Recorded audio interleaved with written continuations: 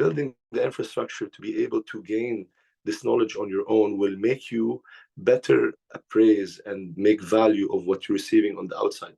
So even though what you will discover on your own is going to be only so much, but it's the qualitative nature of this experience which will help you make value of the world's knowledge from ancient history till today. So yeah, another thing, many people say, I want to rely on my own experiences, and then again, in their own experiences, they might not be aware of the idea that even their experiences, if it weren't for the stock of previous knowledge they had in mind, even their experiences couldn't make sense. A psychologist called, if I'm not mistaken, Piaget, Swiss psychologist, if I'm not mistaken, he talks about something called assimilation accommodation. Make it brief and in simple terms. Many times, a parent tells a child, a child asks, "What's a bird?" They say a bird is a thing with an animal with two wings that can fly. So the child walks into nature and sees birds that can fly. Okay, obviously they have two wings. So he's seeing what's outside and putting it in the pre-existing label. But one time he passes through a chicken and passes across a chicken, and he looks, that has two wings. Well, it can kind of fly. Okay, so not all birds can entirely fly. But then he's astounded and he sees a penguin.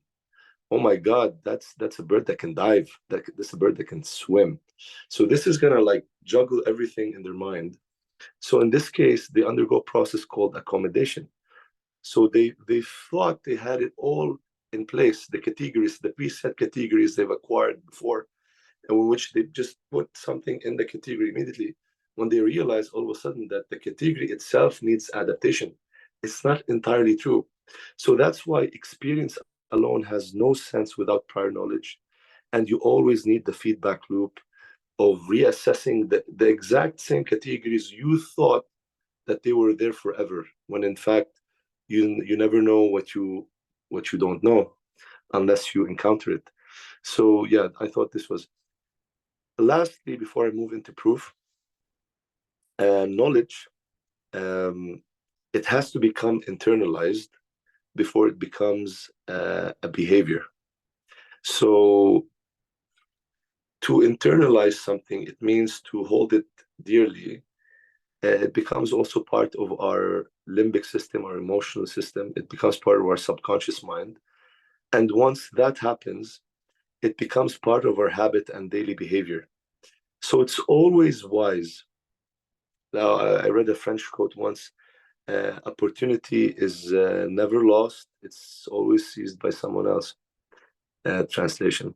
So if you don't have proof that what you hold as knowledge is in fact knowledge, it will go into your adaptation system and habitualization system and become part of your daily routine. And then you're going to be in double trouble. And now you have two problems: doing the faulty, inefficient thing, and you're used to it, simply because you overlooked the idea that this could be an opinion and could not, it wasn't really a fact. It wasn't really hardcore knowledge. And that's why knowing has to be really the case that it's supported by evidence. It's evidence based.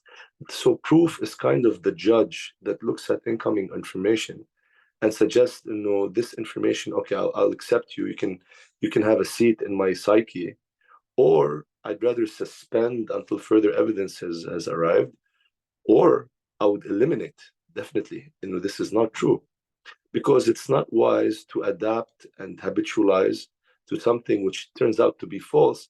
Now you have to erase it from your emotional system, subconscious system, and to erase it from your mental system. And you have to figure out that I was lacking proof all along. And that's why proof is the vizier. It's the viceroyalty of knowledge. It always makes sure that No impersonification is happening. No one is pretending something they're not. Anyway, so interproof, point number two. I hope you're all enjoying the ride. I can't see your faces, but I'm assuming everything is happening. Um, okay, so Oh, honestly, it's so interesting. It's so interesting. thank you, thank you. For proof, as we said, it's the judge. So how does this judge work? To prove something, you need converging evidence. So which means if something is really there, let's say someone tells me there's a car over there. Well, if I see it with my eyes, I feel it with my hand, I take um, uh, when my senses converge and multiple evidence lanes show the same thing, it's highly likely that the thing is what it seems to be. So evidence, there's evidence and there's validity in proof and there's reliability. So one time I make sure that the evidence points in that direction and it is what it is. And sometimes it's not enough to do it one time, because if it's really true, anyone who tries it should arrive at the same result again and again and again and again. So that's what makes it true.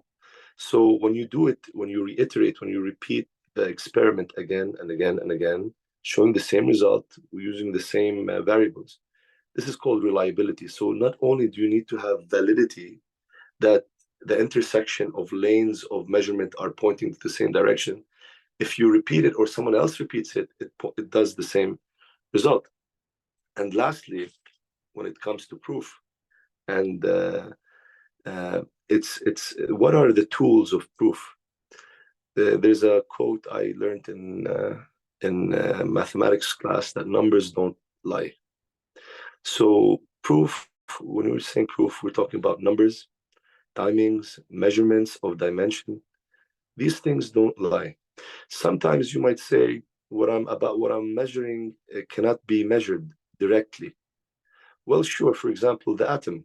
Till today, we can't see the atom, we can't touch the atom, but we know for a fact that it exists. How do you know that?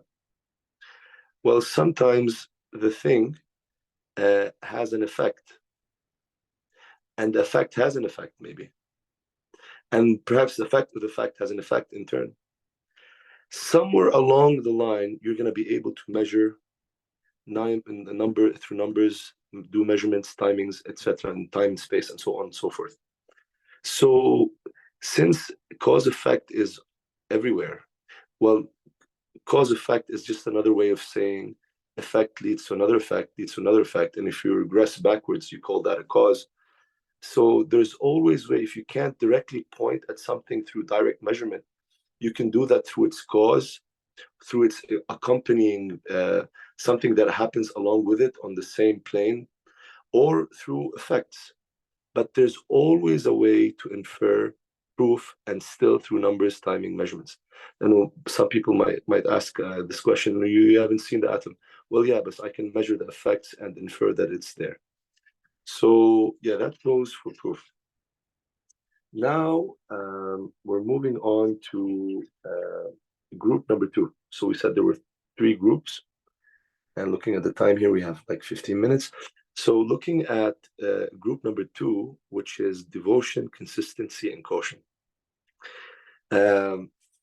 This is one of my favorite topics, really. Devotion. When your heart is immersed in something, you will feel you'll give it your all, definitely. And you'll be very excited while doing it. My father used to say, still says, enthusiasm equals credibility. So if you're really excited about something, it kind of gives like a hint that you're probably coming from a credible source, whether it's your proof, whether it's your whatever source you're using. Enthusiasm in the body language creates this kind of contagion, a contagion that wants people at least to find out what's happening and maybe cooperate and maybe join in. So the power of devotion is created through love. You cannot be devoted to something you do not love. And love is the act of witnessing beauty. You cannot love something or someone which you perceive as ugly, not beautiful. You have to see beauty for you to be powered to move. So the devotion part, the heart element, is you seeing something really beautiful and going after it.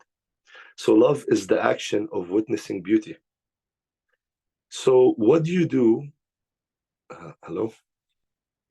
Yeah. So what do you do to keep the devotion, the heart emotional element going unobstructed? There's things you need to do and there's things you need to avoid. I'll start with the avoidance part. Sometimes we lose hope in love, right? Because of things we didn't pay attention to. And here's the caution part. Either we went out of bounds. So if you're moving, doesn't mean you're gonna be moving chaotically or hecky in every sense and direction. You move through a lane. The lane still can take you to infinity, right? But there's always some form of borders that keeps things in safe haven. So moving out of bounds can destroy the experience of love and make it such a miserable experience that you don't want to try it again, and you make yourself numb of trying ever again, perhaps. So going out of bounds can be a reason why love is lost. Another reason could be faulty strategy. So you're being aware of the rules and regulations, but your series of steps to get you there are not getting you there. So here comes the importance of strategy in keeping the heart going. Love alone is not enough. You need some strategy, because once you reap results, you'll be your love, your fire will burn more. So you have to love in a smart fashion. And another type of smart can be not the strategy, but faulty prioritization. So you said, I want to get this first, but in fact, you needed to get that to get this. So always prioritize your steps. And a third type of smart that you could be not doing is faulty given. So you started from an assumption that this is the case, and you built the strategy from that assumption, you built the prioritization from that assumption, but the ground one was faulty. The given you thought was given was, in fact, opinion. It was not subject to proof. It was not valid. It was not. So many times, I often hear people will say, why do good things happen? Why do bad things happen to good people? Well, I think personally, no one's targeting you. If you have to be good at heart and at mind, and it's easy. You just get used to it. So being good at heart and at mind makes you check for things before you pursue them, and especially the mind, because the mind is the only organ that is conscious of itself, basically through language, and is the only organ which detects something beforehand. It's like the fire. If the fire is burning, once you enter the fire, you'll feel the burning when it's too late. But the mind can tell you, no, no, I'm not gonna get in there to know that it's gonna burn me. The tools, my sensations tell me that there's trouble right there. I'm not proceeding. So the mind is the savior in many cases beforehand when it's still not too late. So you got to use it wisely. Uh, the second point, um, pursuing beauty has two aspects to it, and many people forget about them. There's the external aspect of, let's say, I want to become CEO, I want to get a raise, I want to get promoted, all these things. And sometimes you do get the raise, you do get the promotion, and all that, but still, till the next leap, it's gonna take maybe months or years. So what do? Do you halt? Do you pause? Do you feel idle and not do anything? There's a beauty about the human nature is that character development is an ongoing, perpetual field of growth, despite anything else happening or not happening in the world. So you can always, and I like to phrase it in the way that external goals deal with time, but internal goals are around the clock. They're perpetual. It's nonstop. And um, and the beauty of it, really, there is no definitive goal to character development. Maybe if you're in a company, the maximum would be is the head of the company, let's say, in rank, but in goal, in character development, there's no end to that. There's no roof to that. So witnessing the reward, witnessing the progress, be it small increments at a time, in your emotional dimension, in your communication dimension, in your awareness dimension, your physical dimension, in your holistic spiritual dimension. Every time you make small progress in any of these fields and you're aware of it, that's in itself an achieved goal. So, and I read a book once about the art of happiness for the Dalai Lama, who was saying that the research shows that, let's say you have the good feelings that you earn throughout the week, but you had them in increments here and there throughout the days and weeks. Let's say they take them away and give them to you only on Sunday. So every Sunday you're gonna get all the pleasure you're gonna get in the entire week.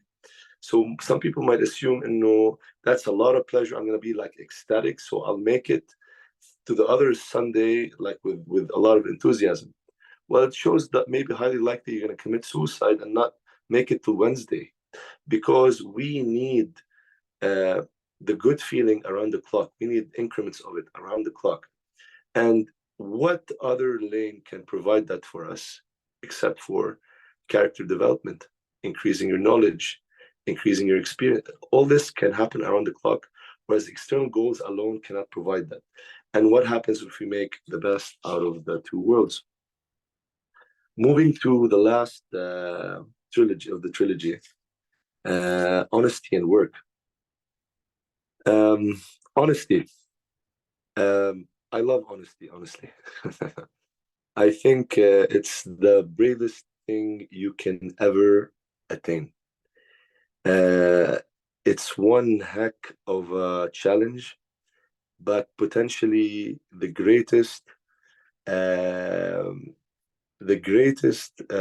attribute you can ever possess, I think.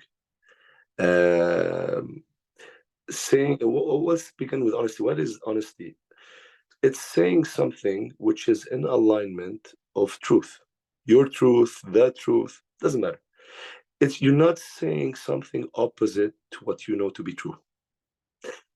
You don't have to be naive, like go ahead and say everything you've ever known. Then it can create problems. It can break friendships. It can do a lot of damage. So here the scientists talk about lies of commission and lies of omission. So sometimes you lie by not saying the truth, but what did you say? You've added to the truth something which transforms it. And sometimes you can detract from the truth that transforms the entire meaning. And this is so addition or detraction. Detraction is called omission. So when you don't say everything, I've just said that you don't have to say everything all the time. Yes, but sometimes you're asked, let's say in a jury, in a court, did you witness, like provide us with needed information, and you knowingly don't do that. When you just say part of it, take something out of context, that's enough to destroy the course of justice and other things. So in certain cases, it's unethical to even omit information. But in many instances, it's permissible. It's okay. It won't cause damage. Rather, it would cause benefit if you don't say everything. But so long as you don't purposely say against the truth knowingly. So how does honesty help us? In life, who can make everything by themselves? Who can build the house they live in, build the car they drive, build the phone they use, build the office they use. 99% of the things you use were made by someone else. So you need other people in your life to continue this journey. So in order to do that, you want their cooperation and collaboration. And who's going to collaborate and cooperate with you if they don't trust you? And how can they trust you if you're a liar, if you're deceitful? It will never happen. But here's the point about honesty. You will never be honest if you have sinister motives or ugliness inside you or outside you. So the beauty of honesty, that first, it creates aesthetics. You can only be honest when you have something aesthetic to present, like a win-win situation. But if you're concealing, eventually it'll be found out and you lose trust and cooperation, and there is no success without cooperation. Another thing of which I really love about honesty is that it really empowers you. For example, if you say something, you gave a promise, now you have to stick to it knowingly because you said you would do that. Of course, when it's affordable and capable of doing so. So honesty keeps you in effective alignment with your actions. So if your actions are aligned with what you say, this only means that for the sake of remaining reputable and remaining honest, slacking off cannot be an option. You have to pick up pace and commit to your promises. Another thing, it creates charisma, and this is what I really love, because the human being is four elements, and looking at these four elements holistically is one element. I'd like to categorize the human being as intellect, tongue, communication, emotion, and physical. And all these are in the bubble of the spiritual. So how can you become really spiritual and really charismatic? The hard part is the communication. Because you know what you know. Your mind is always on one place, and your heart and your body are in the same place. Because your body cannot move without feelings of pleasure, reward. You have to feel some kind of reward to be moving. That's why depressive people don't move, because they feel there's no pleasure. So always the pleasure and the action are together, but in the mind somewhere else. What is the thing that mandates consolidation, connection between all these three things? It's saying the truth. Now you said what you know, you're held accountable and responsible. So effectively, you're going to have to make it happen. And once that happens, your speech, your intellect, your emotion, your body are aligned. That's charisma. That's charisma. And charisma is more than success. We're moving into self-actualization. As the Maslow's pyramid starts from security and food and moving to socialization. And finally, it goes through self-actualization. And you don't do that. At least I've never seen someone who's self-actualized and admired by people throughout his era or her era, and they were like deceitful or sinister or liars. And it doesn't work. Lastly, the last few minutes, work, the importance of work. First of all, knowledge true can be start up here, but there's also a kind of knowledge that's called from the ground up. There are things you can only learn after you try and you work. It's called down up feedback. So up, down is the body and ground. So up down is when you move from theoretical to applied. But when you start with the applied, sometimes you get an idea about how to change the theoretical or adapt it or confirm it. Work, it consolidates. Consolidates means makes stronger. Your true beliefs. Let's say I have a belief, and if I'm positive, I'm diligent, I'm persistent, I will get there. And then you work, and the bit by bit you realize and you confirm your belief. because challenges are being conquered and goals are being achieved. So work is an inevitable. You can't get proper feedback without work. You cannot be fulfilled with theory alone. It's impossible. So it consolidates your true beliefs. It eliminates exaggerations. Let's say before you tried it out, oh, what are they going to think of me if I make a mistake? You're going to exaggerate your irrational fears. You're going to maybe exaggerate your positive expectations. You can exaggerate them.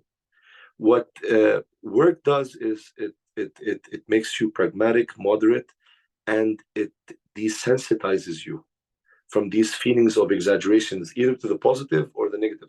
It makes you more numb to hypersensitivity, whether in the positive, over expectations, oh yeah, no, stay on the ground, okay, or irrational fears. And then you realize, it's normal to make mistakes and it's normal to fall short, but you win some, you lose some. That's how it goes. So, and you get to build a composed, balanced personality, which is always, balance is always healthy. Let's start there. And joyful when you reach the success, because if you spent the first decades of your life reaching success and after you've done that you've lost your health, well, there's no point of the success nor the health, right? And lastly, work is antidepressive. A pessimist, have you ever seen a pessimist indulging in work, like really doing work, and he's a pessimist, or she? Work is motion for the body. Yeah, almost done. Work is motion for the body and emotions, right? But also it makes sure that at least, no matter how bad it is, you're entering a positive mind state, because you can't indulge in work if you're pessimistic. You have to be positive. It creates positivity. By the way, some studies shows that muscles are like endocrine glands that release endorphins. The happy hormones in the body are dopamine, oxytocin, serotonin, and endorphins, right? So endorphins are produced when your muscles are moving. They help you feel good. They keep you antidepressive. And lastly, so work makes you positive even if you don't feel like it. And lastly, there's a concept called use it or lose it. Whatever faculties you have, no matter how advantageous they are, if you don't put them to use, even if you're the best pianist in the world, best boxer in the world, best mathematician, any skill, if you don't practice, the mind is so efficient, it lets it go, because it's very efficient in how it works. So according to the use it or lose it principle, to keep your skills and your abilities sharpened, you have to put them to daily use. Thank you very much, everybody. I thank you all for your attentive listening, and I hope you enjoyed the ride. Thank you very much. Thank you, Hassib. I honestly really appreciate what you said. It was so interesting for me. Does anyone have any question?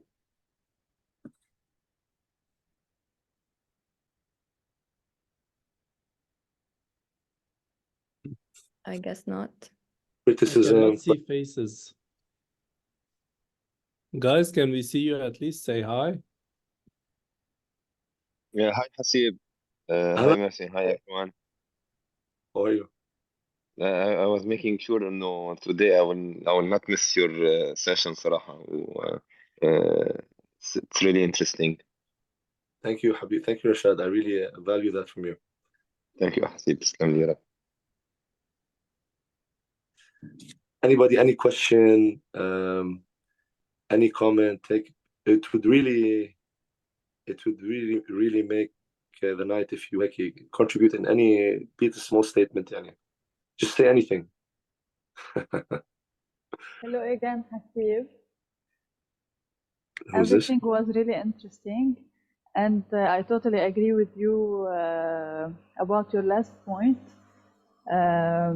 Working is really something very important, and good luck. Thank you. Thank you. I'm gonna go. Mirna, anything to say?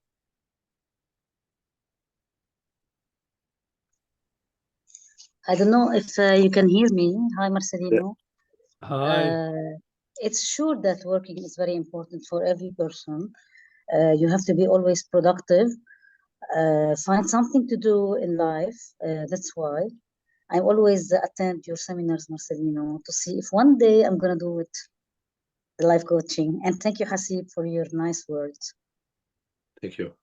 Thank you, Ralph? Mirna. I have a question, Hassib. Yeah, go ahead. What makes us a human being?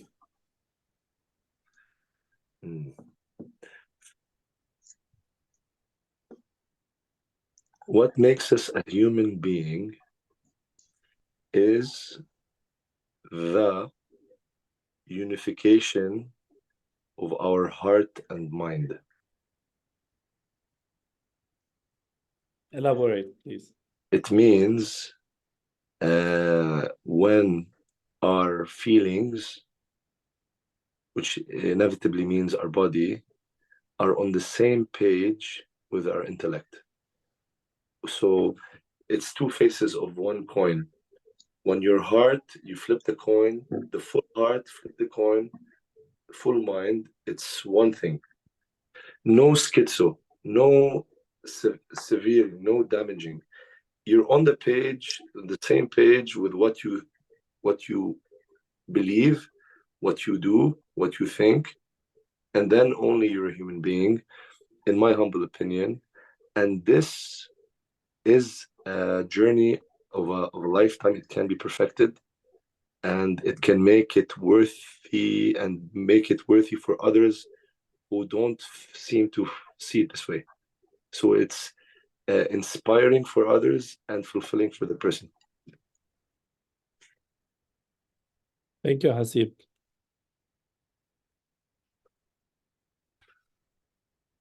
Mireille said, I really loved everything you said tonight, Hassib, on so many levels. It's relatable on so many points.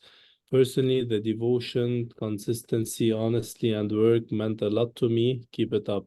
Thank you, Mireille, for this lovely comment. Thank you. Thank you very much. Who else? Come on, Ralph. guys. Many Ralph. of you are sleeping, I guess. Janine, you're muted. Yes. Hi Hassib, hi everyone. Hello. بدي أخبركم شغلة. أول شيء جاني. حسيب هاي جوفانا. أول شيء حسيب أنا على طول صراحة بنطر كل شيء بيعمله ككوتشنج سيشنز أو إن كان ويبينار. بس between brackets يعني كان عندي شيء بدي أعمله ولازم أنا ألبس وخلص. مش قادرة أطفي يعني أخذته معي للآيباد على التواليت وعلى الأوضة عم ببرم لأنه عن جد يعني أنا لإلي I can't take my ears from hearing Hassib every time. I'm humbled. Thank you. Thank you. I'm really humbled. Thank you.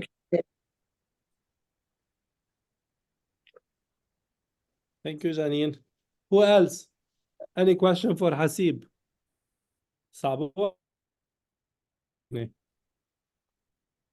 ميرنا طول عمري يلا. Give me something. أول مرة بحب أشوفك هيك ميوتد. ضيعتيني معرفتك. نص الكلاس الميوزك بتبقى عالية ل 3000 وميرنا عم تحكي هلا سكتت. لا أنا I'm following what he's talking about بس I thought he was a little bit very fast at the beginning. Then بلشت فوت بالجو يعني ما بعرف يمكن ما لحقته بالأول كتير بس his words are really nice يعني I would like always to hear what he says. It's the second time I hear him وبس ما في تعليق. Were you here Nice last hearing. time? Because 2 weeks ago he was doing a webinar. Yes, I was somewhere but it was cutting وما حضرته كله. So Okay, I that's had why a maybe small it has. part of it. I'm sorry. Okay, no worries. من هيك I guess بالأول ما لحقتي لأنه هيدا it's his It's a follow maybe. it's the Qatar yeah. على كل حال Round. thank you. Thank you, Mirna. Ciao. Hi Hassib, hi everyone. Hi Hi. Joanna. مارسيلينو، أنا بالنسبة لي لحسيب الحكي له أكيد since he did with me the coaching session بالماستر كلاس، وأنا I'm always aiming high with his speech always، لأنه وقت حطني بسيتويشن حسيت حالي I have a test. So دايما لما بقعد بسمع الحسيب بشغل كل شيء عندي، ببقى alerted. كل حواسك بدهم يشتغلوا مع حسيب. ايه مع حسيب ما فيك يعني ما فيك تفوت كلمة. يعني بتعرف بدي ارجع شوي لهديك الماستر كلاس. الكل سألني انه how you felt after the session. قلت لهم انا ما كان عندي coaching session, I was in a test. حسيت حالي under pressure in a test, but it was really amazing. Thank What do you. you mean when you We say love in a it was test? amazing as usual يعني حسيب. Thank you. Thank you. I'm humbled. كلنا بنتعلم منك. I don't know what to say, honestly. I think I put too much information in, but I'm glad you were able to consume them all at one point. بس حسيب بليز اذا كنت بالماستر كلاس معنا اعمل معي coaching session نورمال. Inshallah. On Saturday we're meeting. Inshallah. إن الله راد. Anyone else? Muna, Muna, Ralph, Josie, Serena, Michelle, Mireille, Giovanna, Aline, Rita, Manon, Marcelino. صراحة حسيب إذا مارسيلينو تفضل. Please go ahead. حسيب عن جد النولج اللي عنده إياها، صرت حضرت لك ويبينار 2 ورا بعضهم. عن جد في كتير نولج، والنوتس اللي عم باخدهم بترجع بعدين بترجع لهم كرمال ترجع تركز عن جد شو القصص اللي قلتها، لأن في كتير information. So هذا الشيء very interesting. thank you. Thank you very much. I do have a technical هيك style, and I'm very technical about things. I mechanize them. Some people have different approaches. Some people are more poetic. I feel I'm like an engineer who's trying to make it in simple terms. But not everyone likes that, but some people do appreciate it. I love it لأنه technically بتفوت كتير بالديتيلز. So this is great. Thank you, Marcelo. Who else? No questions? ميشيل، في بعد جوزي وميشيل وسيرينا. بعتقد ومالن. تحبوا هلا تقولوا ارجع نايمين. هلا ارجع نايمين. ممكن. Okay. So Thank you, Marcelo. please go ahead, Hassib. Noble Manhattan, for this great opportunity. Thank you, Giovanna, for your time, for your effort, for your collaboration. Thank you very much. I really value your efforts. Thank you, Hassib. Thank you. Guys, thank you, Hassib, for your time, for your lovely information. Guys, I want to remind you, first of all, these webinars is going to happen every Thursday, hopefully, from our students, Noble Manhattan students. For the ones that doesn't know, we are a coaching and training company that is based in the UK, and we do coaching and training sessions. And these webinars are from the students that are training to become coaches. And Hassib has become one already. أدالك حسيب مخرج؟ December 23. December 23, couple of months. Bless you, man. So next week دايما رح يكون عنا حدا كمان في ناس بعد ما خلصوا they're going to be doing some webinars. I would love to see you all and to invite your friends to support our students and our community and to make it bigger.